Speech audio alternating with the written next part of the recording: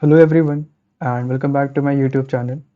In this video tutorial, we will be looking into what a REST API is and how does it work. But before coming to the actual definition of REST API, let us first understand what does a client-server communication mean. Let us start by taking an example.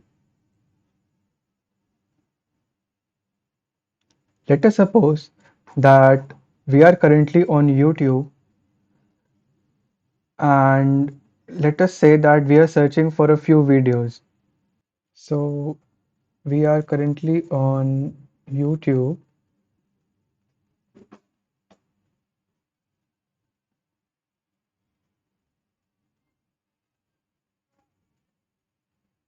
and on YouTube, let us suppose that we want to search for videos. Let's say they are related to programming.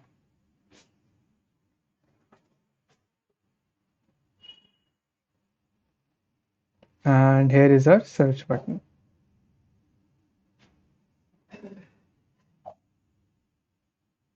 So when the user hits on the search button, a request is sent to the server, basically YouTube servers,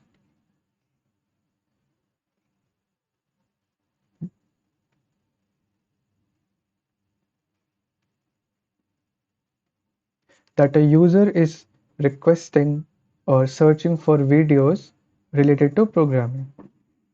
Now, the server will then do some processing and in return, it will return back to the website or the client with a list of videos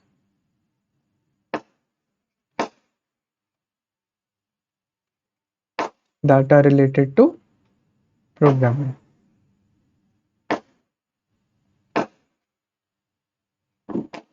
And this communication is known as response.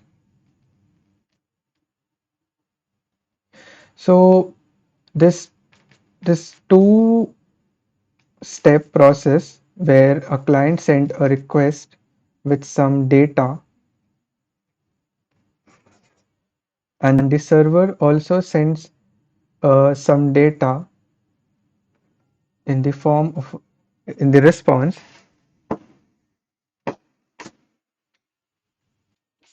This two-way communication is in general known as client-server communication. Let us understand what a REST API is and how does it help us in the client-server communication. Let us begin by understanding what do these two terms REST and API actually mean. An API is actually known as an application programming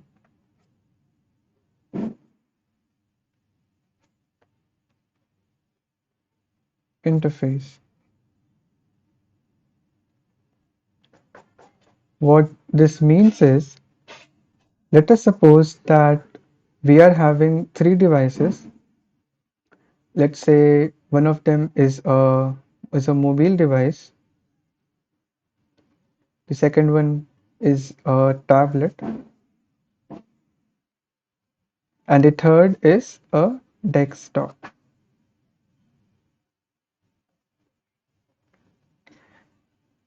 Now, let us assume that we are watching videos on YouTube on our three devices. So, what will be the process? Each of our devices will communicate with the YouTube server to get and play videos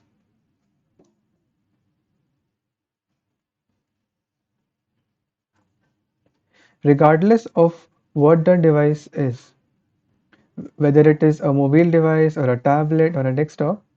All these three devices will do the same one thing, that is they will send some data, and in return they will receive some data. They will be sending a request and they will be receiving a response.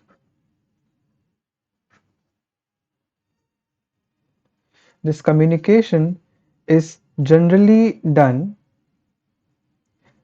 through something what we call as an endpoint,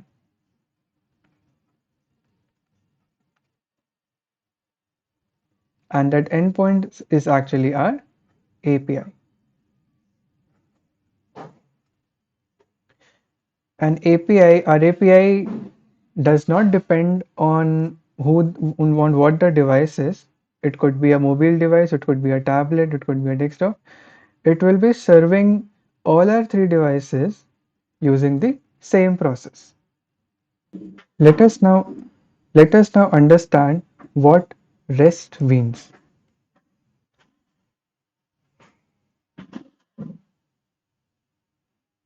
So the word REST is generally defined as representational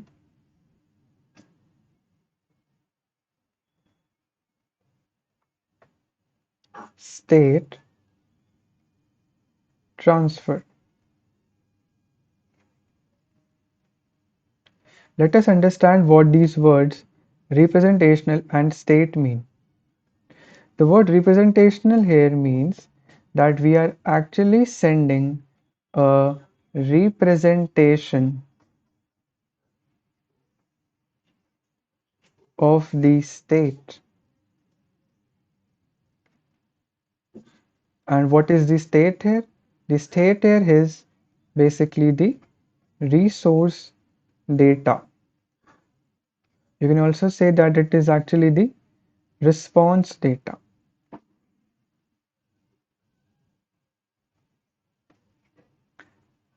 And this representation could be of any form. It could be JSON, it could be XML, it could be HTML, it can also be plain text, anything. The most commonly used method for sending or retrieving data is JSON. It is human readable and it is easy to understand.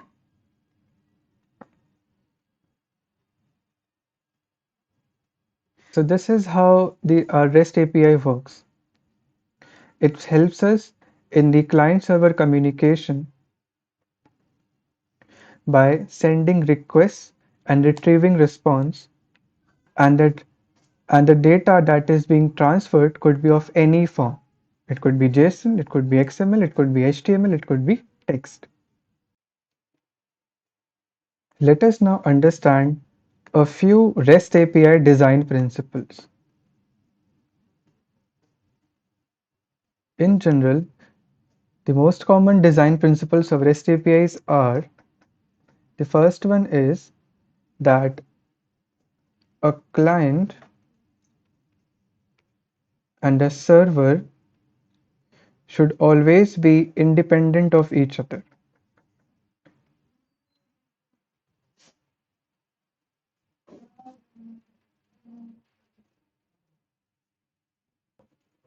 What this means is that regardless of who the client is, it could be a mobile device, it could be a tablet, it could be a desktop, it could be anything.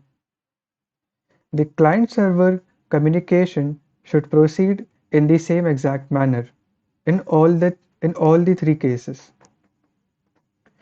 The server should not depend on the server should not be like that it can only serve web applications and not desktops. It should be able to serve all our three devices, the mobile device, the tablet, or a desktop, equally in the same manner. The second design principle is statelessness.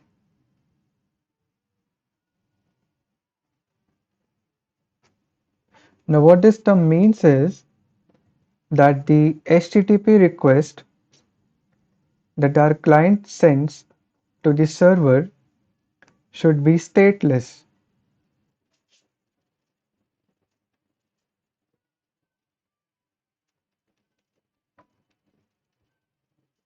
Now what this means is that the HTTP request that the client is sending to the server, when it does this, the server never ever stores any information about the request. So what this means is that whenever a client is sending a request to the server, it will also be sending all the data that the server needs to understand the request. Our server will never ever store any information about the request.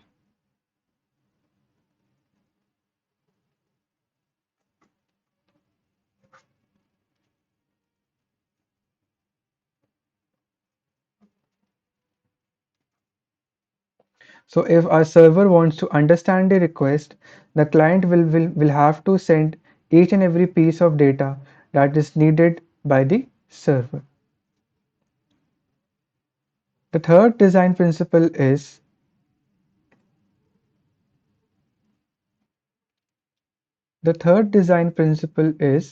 cacheability.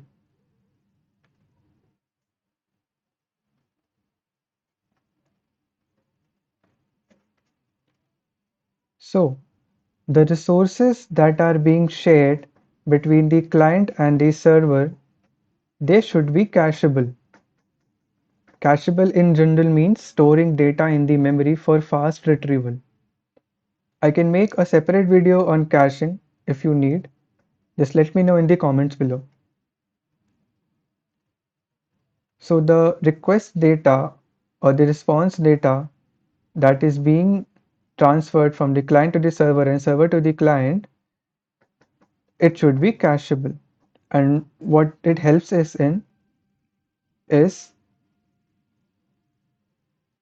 caching helps in increasing or improving the efficiency. Improving the efficiency of data retrieval.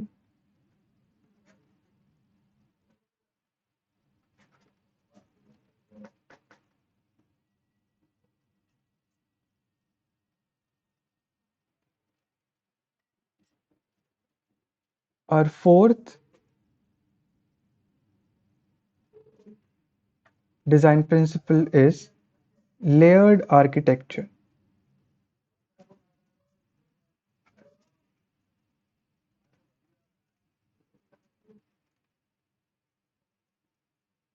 Now, what this means is that a client and the server must not communicate directly. Rather, there should be some intermediaries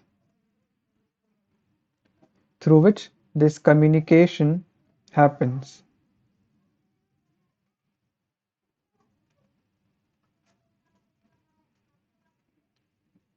This is our client, this is our server, and these are our intermediaries.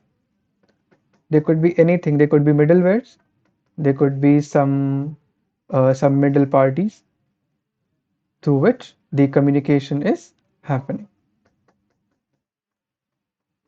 So this was all about the REST APIs,